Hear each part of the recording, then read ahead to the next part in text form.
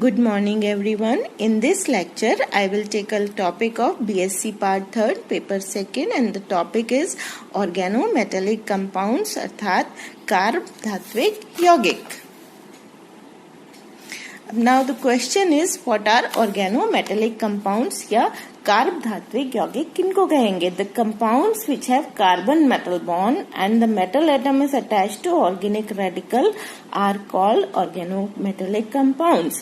अर्थात वे यौगिक जिनमें कार्बन और मेटल या धातु के बीच में बॉन्ड हो तथा धातु परमाणु कार्बनिक मूलक के साथ जुड़ा हुआ हो उनको हम कार्ब धात्विक यौगिक कहते हैं. For example lithium, sodium, magnesium, aluminium, zinc, cadmium, mercury, lead, tin आदि धातुएं कार्बनिक मूलक के साथ संयुक्त होकर ऑर्गेनोमेटेलिक कंपाउंड्स का निर्माण करती हैं. इन मेटल्स के अतिरिक्त कुछ उपधातुएं जैसे कि बोरॉन, सिलिकॉन, आर्सेनिक आदि भी कार्बनिक मूलकों के साथ संयुक्त होकर कार्ब धात्विक या ऑर्गेनोमेटेलिक कंपाउंड्स का निर्माण करती हैं. अब यहाँ पर हमको कुछ इम्पोर्टेंट बातों का ध्यान रखना होगा कि केवल कार्बनिक मूलक के साथ यदि मेटल संयुक्त होने पर ही वह कंपाउंड ऑर्गेनोमेटालिक नहीं हो जाता. क्या आवश्यक है कि कार्बन और मेटल के बीच में बॉन्ड होना आवश्यक है. फॉर एग्जाम्पल सोडियम एल्कोक्साइड और metallic asters, These are not organometallic compounds क्योंकि इसमें मेटल एटम ऑक्सीजन के साथ जुड़ा हुआ है, कार्बन के साथ नहीं. On the other hand alkyl lithium, dialkyl zinc, trialkyl aluminium etcetera, these are organometallic compounds क्योंकि इन सब में कार्बन मेटल बॉन्ड उपस्थित है. अब केवल मेटल कार्बन बॉन्ड होने पर भी कंपाउंड ऑर्गेनोमेटेलिक हो यह आवश्यक नहीं है जब तक कि कार्बन एटम ऑर्गेनिक रेडिकल का भाग ना हो. अब इसके लिए हम एक उदाहरण देख सकते हैं कि मेटल कार्बोनिल्स. अब यद्यपि मेटल और कार्बन के बीच में बॉन्ड तो है लेकिन ये ऑर्गेनोमेटेलिक नहीं है क्योंकि जो CO अणु है वो ऑर्गेनिक रेडिकल नहीं है.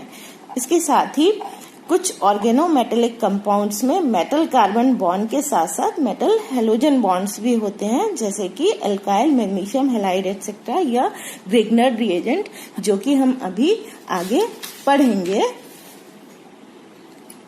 अब इसके बाद एक बात आती है कि जो नई परिभाषा है उसके अंतर्गत हम किसको ऑर्गेनोमेटेलिक कंपाउंड कहेंगे कि वे यौगिक जिसमें कार्बन परमाणु अपने से कम इलेक्ट्रोनेगेटिव या इलेक्ट्रोपॉजिटिव एलिमेंट के साथ सीधे जुड़ा हुआ हो हाइड्रोजन को छोड़कर, तो उनको हम ऑर्गेनोमेटेलिक कंपाउंड्स कहेंगे. अब इस डेफिनेशन के अनुसार इसमें कौन से कंपाउंड्स कवर हो सकते हैं? मेटल साइनाइड्स और मेटल कार्बोनेट्स, लेकिन इनको हम जो है वो ऑर्गेनोमेटेलिक कंपाउंड्स में इंक्लूड नहीं करते हैं क्योंकि उनमें कुछ स्पेसिफिक प्रॉपर्टीज जो कि ऑर्गेनोमेटेलिक कंपाउंड्स में होनी चाहिए उनका अभाव होता है. अब कौन सी स्पेसिफिक प्रॉपर्टीज होनी चाहिए? उनसे तात्पर्य यह है कि जब एक कोवेलेंट बॉन्ड के द्वारा कार्बन एटम किसी कम इलेक्ट्रोनेगेटिव एटम के साथ जुड़ता है तो उस बॉन्ड का नेचर इस तरीके का हो जाता है कि जिसमें कार्बन परमाणु इलेक्ट्रॉन रिच या नेगेटिवली चार्ज हो जाता है. तो उससे क्या होगा? फिर ये उन सभी यौगिकों के साथ क्रिया करके कार्बन कार्बन बॉन्ड बनाएगा जिनमें कि कार्बन परमाणु इलेक्ट्रॉन डेफिशिएंट हो जाता है और इस प्रकार इसकी सहायता से हम कई प्रकार के यौगिकों का सिंथेसिस कर सकते हैं जैसा कि हम इस उदाहरण में देख सकते हैं. इसमें क्या हो रहा है कि जो रिएक्शन करवा रहे हैं एथिल लिथियम की एलिल ब्रोमाइड के साथ.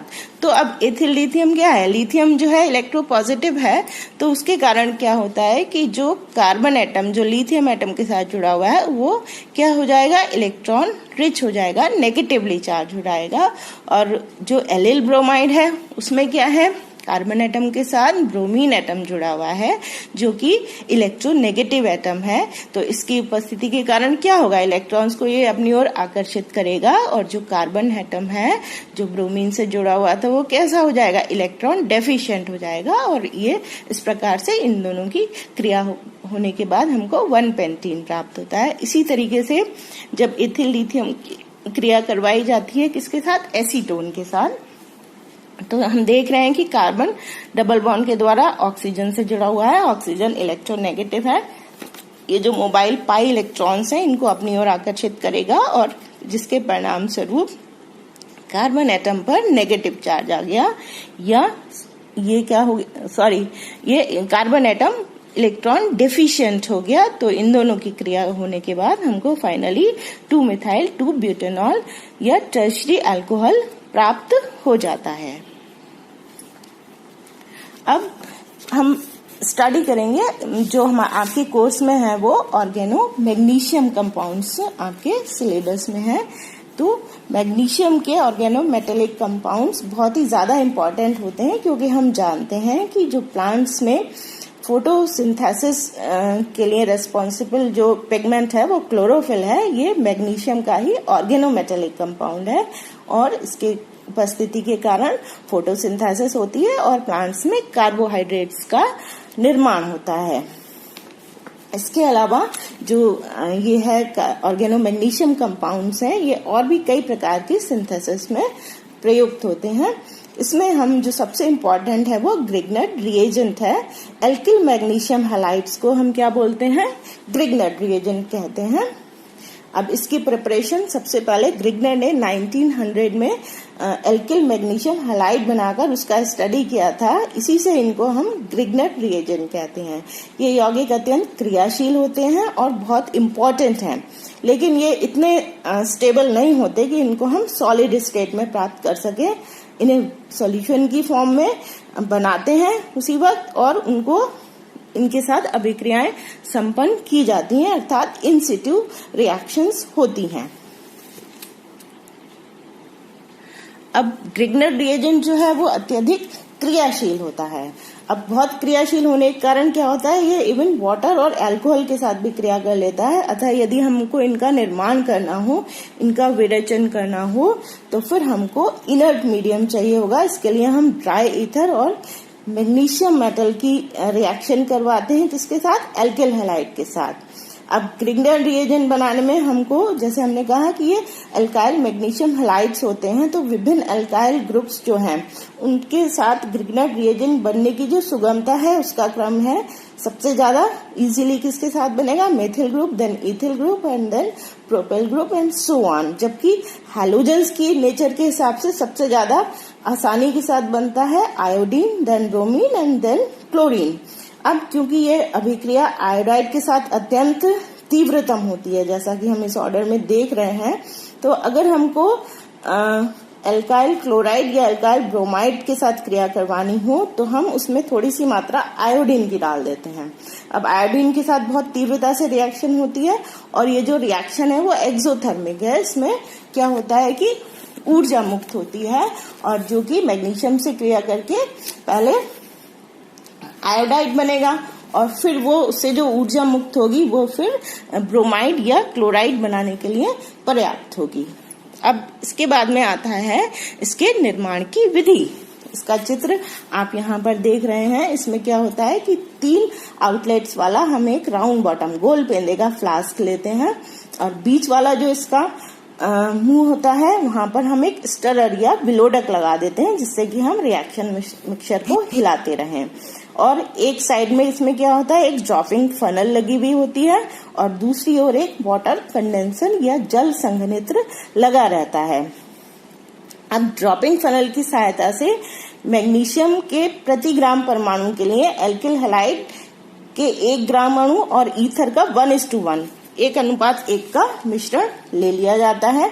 अब दोनों आउटलेट जो है, जिधर वाटर कंडेंसर लगा हुआ है और जिधर ड्रॉपिंग फनल लगी हुई है, हमको क्या करना है, पूरा जो रिएक्शन मिक्सचर है उसकी जो एटमॉस्फेयर है पूरा वो हमको जल से मुक्त रखना है।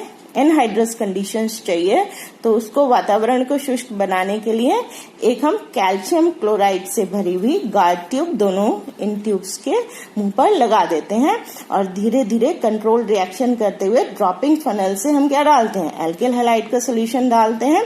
इनिशियली काफी स्लो स्पीड से रिएक्शन होती है, लेकिन एक्सोथर्मिक होने के कारण कुछ समय बाद ये रिएक्शन अपने आप तेज हो जाती है, फास्ट हो जाती है।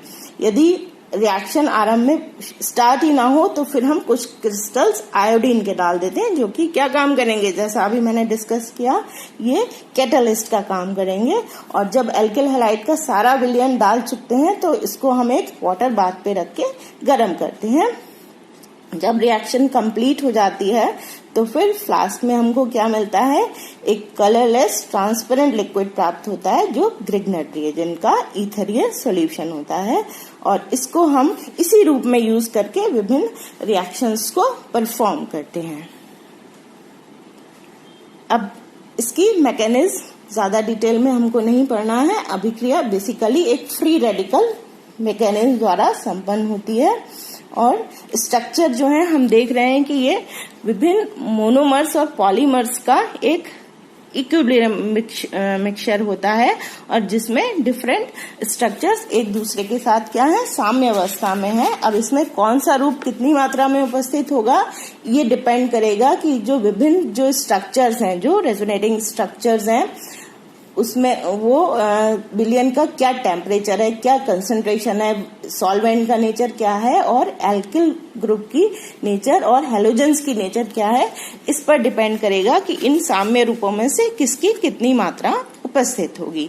तो ये तो था पूरा preparation and general introduction of the Grignard reagent. और नेक्स्ट लेक्चर में हम पढ़ेंगे इनकी reactions, chemical reactions of Grignard reagent. Thank you. Have a nice day.